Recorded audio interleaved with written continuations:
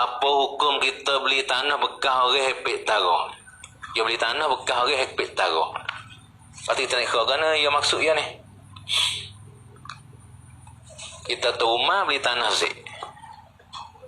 Sebidai tu. Rumah beli tanah zik. Tenang. Lepas tu, didapati zik tu,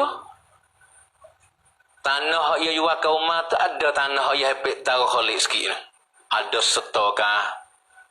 Atau kita terdepo kah? Panjang lagi. Pak ke masa rumah beli tanah zik tu, zik tak ada royak, ya hepik orang dah kata nak royak. Rumah misalnya tak ada risik dah, tak risik misalnya. Taksi rumah salah rumah tu. Dia tak risik molek dia tanya orang molek dia. Dia nak beli ke apa dia tanya molek dia jelas lu.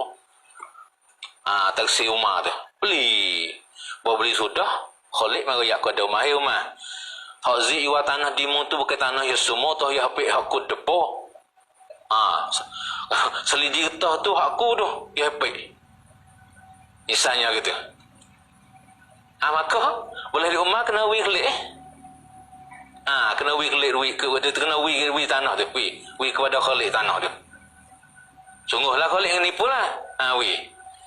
Lepas tu bila pak zik jual tanah kepada rumah, dia jual ke tanah hak ya hepik tu dah go.